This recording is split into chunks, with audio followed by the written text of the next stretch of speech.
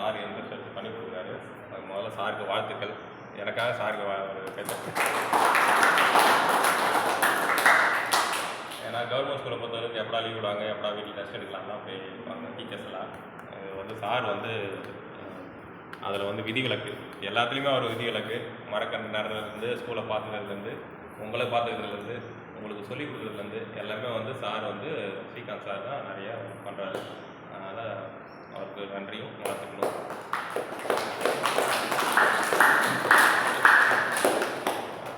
So பொதுவாக சொல்லணும்னா மனுஷ வாழ்க்கை ஒரு 100 வருஷம் சொல்லுவோமா, 100 வருஷம் வாழ்வோம் இல்லையா? அந்த 100 வருஷத்தில் 20, 80ன்னு பிரிச்சுக்கலாம். 20, 80ன்னு பிரிச்சுக்கலாம்.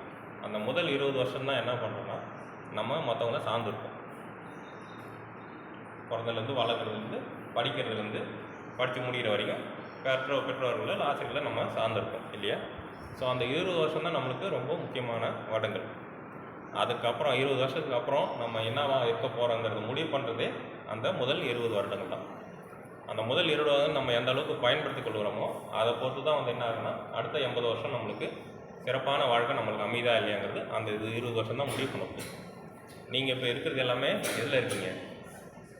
அந்த ஃபஸ்ட்டு 20 இயர்ஸில் தான் இருக்கீங்க, ரைட்டா? எல்லாருக்கும் ஒரு 15குள்ளே தான் இருக்கும் வயசு, கரெக்டாக? இன்னும் இப்போ 10ஆம் படிக்க போகிறாங்களா, இன்னொரு 5 வருஷம் இருக்கும் உனக்கு. ஸோ இன்னும் 7வது இடத்துல இன்னொரு 10 வருஷம் உங்களுக்கு இருக்குது. ஸோ அந்த 20 வருஷத்துக்குள்ளே என்ன நீங்கள் கற்றுக்க போகிறீங்க, நான் என்னவா ஆக போகிறேன் அப்படின்னு முடிவு பண்ணிவிட்டு படிக்க ஆரம்பிங்க. சரிங்களா? அதை நோக்கி போங்க. நிறைய கற்றுக்கலாம். உங்களுக்கு இப்போ தான் டைம் இருக்கும். நாங்கள் படிக்கிறப்பெல்லாம் என்னென்னா, ஏதோ ஒரு வீட்டில் தான் டிவி இருந்தது. நாங்கள் ஸ்கூல் படித்தப்பெல்லாம் ஏதோ ஒரு வீட்டில் தான் டிவி இருந்தது. அப்போல்லாம் மொபைல் ஃபோனே இல்லை, கரெக்டாக? மொபைல் ஃபோனே இல்லை. இப்போ தான் என்னென்னா எல்லார் வீட்லேயும் டிவி இருக்குது, எல்லார் வீட்லேயும் மொபைல் ஃபோன் இருக்குது. யார் வீட்டில் மொபைல் ஃபோன் இல்லாமல் இருக்கா? எல்லார் வீட்லேயும் இருக்குது. உங்களோட கவனங்கள் சிதறுவதற்கான காரணிகள் நிறையவே இருக்குது.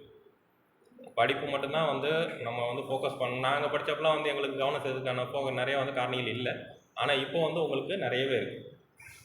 கவனம் எதில் இருக்கணும்? படிப்பில் மட்டும்தான் இருக்கணும்.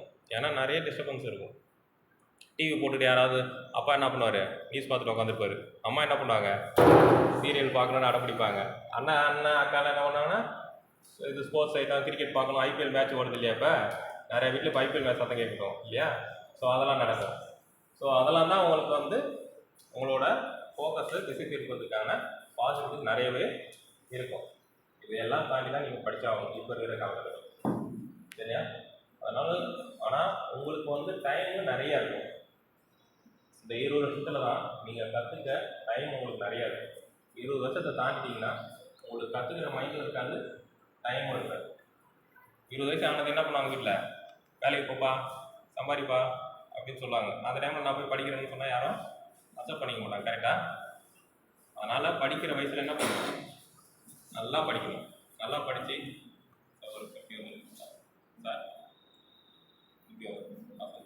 படித்து லைஃப்பில் நான் என்ன ஆக போகிறனோ அதுக்கான கெப்பாசிட்டியை நான் ரெடி பண்ணிக்கிறேன், கரெக்டாக? படிப்புங்கிறது அவ்வளோ முக்கியம். நல்லா படிக்கணும், சரியா? ரெண்டாவது உடம்பு. நம்ம படிக்கலாம், என்ன வேணால் இருக்கலாம். ஆனால் ஹெல்த் நல்லா இருந்தால் மட்டும்தான் என்ன ஆக முடியும், நம்ம என்ன நினைக்கிறோமோ அது நடக்கும். அதனால் என்ன பண்ணணும், நம்ம உடம்பை நம்ம ஆரோக்கியமாக பார்த்துக்கணும். ஆரோக்கியமாக பார்த்துக்கணும்னா சுத்தமாக இருக்கணும், நல்லா விளையாடணும். ஓகேண்ணா? நான் இதெல்லாம் எதுக்க சொல்கிறேன்னா, நம்மளுக்கு அவ்வளோ டைம் இருக்குது ஒரு நாளைக்கு. உங்களுக்கு என்ன இருக்குது, வேறு எதுவுமே உங்களுக்கு ஒர்க் கிடையாது, ரைட்டாக? படிக்கணும், விளையாடணும், சாப்பிட்ணும், தூங்கணும், கரெக்டாக? வேறு ஏதாவது ஒர்க் இருக்கா நம்மளுக்கு? இல்லை. ஆனால் நீங்கள் அதை ஃபில் பண்ணிக்கணும்.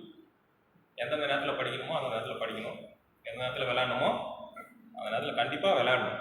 உங்களுக்கு சம்மர் வெக்கேஷன் இருக்கிறாங்கன்னா நீங்கள் ஈவினிங் நேரத்தில் கண்டிப்பாக விளையாடணும். அப்போ தான் போய் நம்மளால உட்காந்து டீ பார்த்துட்டு உட்காந்துக்கலாம், சரியா? இந்த வயசில் தான் நீங்கள் விளையாடணும். இப்போ எங்களை போய் விளையாட சொன்னால் சாராலும் விளையாட முடியாது, என்னாலும் விளையாடுனா விளையாட முடியாது அவ்வளோ சீக்கிரம். பட் உங்களுக்கு அந்த வயசு இருக்குது, உடம்பு இருக்குது, நீங்கள் விளையாட தான் ஆகணும். பொண்ணுமும் சரி, எல்லாருமே விளையாடணும், சரியா? விளையாண்டு உடம்பு பார்த்துட்டா தான் ஆரோக்கியமாக இருக்கும். அடுத்தது நம்ம என்ன தான் அடுத்த லெவலுக்கு போவோம், படிப்போம், வேலைக்கு போகிறோம், சம்பாதிக்கிறோம், நிறைய சம்பாதிப்போம். ஓகே, ஒரு கட்டத்தில் என்னன்னா ஒரு பில்கேட்ஸ் தெரியுமா? பில்கேட்ஸ் யாரு? உலகத்தில் நம்பர் 1 பணக்காரர். எவ்வளவோ சம்பாதிச்சார். ஆனால் என்னென்னா மனசுக்கு அவருக்கு திருப்தி வரல. என்ன திருப்தினா, நம்ம சம்பாதிச்சு நல்லா இருக்கும், ஆனால் யாரோ ஒருத்தவங்க கஷ்டப்படுறாங்க. அதனால் என்ன பண்ணார், அவர் சொத்துல வந்து 30% என்ன பண்ணார், இல்லாதவங்களுக்கு கொடுக்க ஆரம்பித்தார். எல்லா உலகத்தில் இருக்கிற எல்லா நாட்டுகளில் இருக்கிற ஏழை மக்களுக்கும் ஏதாவது பண்ணணும் அப்படின்னு சொல்லிட்டு அவர் ஒரு ட்ரஸ்ட் ஒன்று ஆரம்பித்து அது பண்ணிட்டுருக்காரு. ஸோ எங்கே சுற்றி போனாலும் என்ன பண்ணாலும் எவ்வளோ சம்பாதிச்சாலும் கடைசியாக வந்து சேவை மனப்பான்மை தான் வந்து நம்ம மைண்டு போகும். ஏன்னா நம்ம பக்கத்தில் இருக்கிறவங்க நல்லா இருக்கணும் நமக்கு தோணும் இல்லையா? இப்போ நல்லா இருக்கணும், அவன் நல்லா இருக்கணும், நம்ம ஊர் நல்லா இருக்கணும், நம்ம ஸ்டேட் நல்லா இருக்கணும், நம்ம கண்ட்ரி நல்லா இருக்கணும், நம்மளுக்கு மைண்டில் வந்துகிட்டே இருக்கும். அதனால் எந்த ஒரு நிலையிலுமே வந்து சேவை மனப்பான்மை விடாதீங்க. எந்த வேலைக்கு போனாலும் சரி, டாக்டர் ஆகிறவங்க, போலீஸாக இருக்கிறவங்க, அவங்கெல்லாம் வந்து ஒரு சேவை மனப்பான்மை தான் வேலை செய்யணும். ஸோ அதே மாதிரி நீங்கள் ப்ரைவேட் ஜாப் போனாலும் உங்களுக்குன்னு ஒரு சேவை மனப்பான்மை வளர்த்துக்கணும். நீங்கள் ரொம்ப இப்போ என்னால் வந்து பணம் செலவு பண்ண முடியும், பரவாயில்ல, உங்களால் ஒரு நேரத்தை செலவு பண்ண முடியும். ஒரு மணி நேரம் செலவு பண்ணலாம் இல்லையா? ஒரு மணி நேரம் செலவு பண்ணி என் ஸ்கூலை நான் நல்லா பார்த்துக்கிறேன், சுத்தமாக வச்சுக்கிறேன், என் ஸ்கூலை, என் ஊரை சுத்தமாக வச்சுருக்கேன். இவ்வளோ பேர் இருக்கீங்க, இவ்வளோ பேர் சேர்ந்தால் இப்போ ஒரு ஸ்கூலை க்ளீன் பண்ணிடலாம் கரெக்டாக. இதே இப்போ எல்லாமே ஒரு 500 பேர் சேர்ந்தால் என்ன இருக்கும், ஒரு ஊரையே நம்ம சுத்தமாக வச்சுக்கலாம், சரி தானே? ஸோ அந்த மாதிரி ஒரு சேவை மனப்பான்மை நம்மளால் என்ன முடியுமோ அதை பண்ணலாம். ரொம்பலாம் நீங்கள் வந்து 24 மணி நேரம் நான் சேவை செய்யறதில்ல, ஒரு மணி நேரம் பண்ணுங்கள், முடிஞ்ச அளவுக்கு 2 மணி நேரம் பண்ணுங்கள் போதும். ஸ்கூலை க்ளீனாக வச்சுட்டாவே உங்களுக்கு வந்து உங்களோட மனசு தூய்மையாக இருக்கும், படிப்பு வந்து ஈஸியாக ஏறும். புரியுதா? படிக்கிறது மட்டும் புத்தகத்தை மட்டும் படிக்கிறது மட்டும் படிப்பு இல்லை, நம்ம சுற்றி இருக்கிறது எல்லாத்தையும் பார்த்துக்கிட்டு நம்மளும் நல்லா இருக்கணுங்கிறது தான் நம்மளோட படிப்பு. சரிங்களா? பண்ணலாமா? உங்கள் ஸ்கூலை பாருங்கள், உங்கள் தெருவை பாருங்கள், உங்கள் ஊரை பாருங்கள், மற்ற எதுவுமே நீங்கள் பண்ணணும்னு அவசியம் இல்லை. அதை பண்ணுங்கள், கூட இருக்கிற நண்பர்களை சேர்த்துக்கோங்க. சரியா? நான் மட்டும் தான் பண்ணுவேன் அப்படின்லாம் இல்லை, எல்லாரும் சேர்ந்து பண்ணால் தான் அது ஒரு வேலை முடியும். சார் சொல்கிறாரு இல்லை அது பண்ண, நான் மட்டும் தனியாகவே எதுவும் பண்ணலை. என் கம்பெனி நான் கூட சேர்த்துக்கிட்டேன், என் ஃப்ரெண்ட்ஸு கூட சேர்த்துக்கிட்டேன், என் கூட வேலை பார்க்குறவங்களை சேர்த்துக்கிட்டோம், சார் மாதிரி இன்னும் நிறைய பேர் கூட சேர்த்துருக்கோம், கலெக்டர் என் கூட இருந்தார், வேலூர் கலெக்டர் என் கூட இருந்தார். சரியா? எல்லாரையும் சேர்ந்து வச்சு தான் நம்மளால் பண்ண முடியும், தனிப்பட்ட முறையில் எதுவும் பண்ண முடியாது. அதனால் ஒரு குழுவாக தான் நம்ம வந்து பண்ணி ஆகணும். புரிஞ்சுதா? நம்ம வந்து இப்போ சார் வந்து ஸ்கூல் பில்டிங் வந்து பெயிண்ட் கேட்டிருந்தாங்க, சொல்லியிருக்கோம், வந்துச்சுன்னா மொத்த பில்டிங்குமே வந்து பெயிண்டிங் ஒர்க் முடிஞ்சிடும். ஜூன் மந்த்லாம் நீங்கள் ஸ்கூல் உள்ள வரப்போ உங்களுக்கு புதுசாக இருக்கும் உங்கள் ஸ்கூல். சரியா? அந்த யூனிஃபார்ம்லாம் நல்லா இருக்குது பசங்களுக்கு. யூனிஃபார்முங்கிறது வந்து ஒரு குழுவாக ஒர்க் பண்ணுறது தான் யூனிஃபார்ம் கொடுக்குறது. சரியா? ட்ரெஸ்ஸு நல்லா இருக்குது, வாங்கடா போட்டுட்டு போகலாம் அப்படின்றது இல்லை, அதுக்குன்னு ஒரு தனி மரியாதை உண்டு. இப்போ நீங்கள் ஒரு 5 பேர் 6 பேர் ஒன்றா போனீங்கன்னா பசங்க ஏதோ ஒரு நல்லது பண்ணுறாங்க அப்படின்னு தோணும், நீங்களும் நல்லது பண்ணணும். சரியா? உங்கள் யூனிஃபார்ம்னு என்ன அது ஒரு மரியாதை. இப்போ ஸ்கூல் பசங்களே வந்து யூனிஃபார்ம் போட்டு போனால் ஸ்கூல் பையன்ப்பா அவனை விடுங்கப்பா அப்படின்னு சொல்கிறாங்க இல்லையா? யாராவது இல்லை அவனெல்லாம் அனுப்பாத போன சொல்கிறாங்க, ஸ்கூல் பையன்ப்பா கொஞ்சம் அனுப்பிச்சி விடுங்கப்பா. அந்த யூனிஃபார்ம்னு ஒரு மரியாதை இருக்குது. யூனிஃபார்ம் போகிறீங்கன்னா அதுக்கான ரெஸ்பான்சிபிலிட்டி நீங்கள் எடுத்துக்கிட்டு அதை பண்ணணும் நீங்கள். சரியா? எதுக்காக அந்த யூனிஃபார்ம் போட்டிருக்கீங்க? இது க்ரீன் டிஷர்ட் என்ன யூனிஃபார்ம்? இது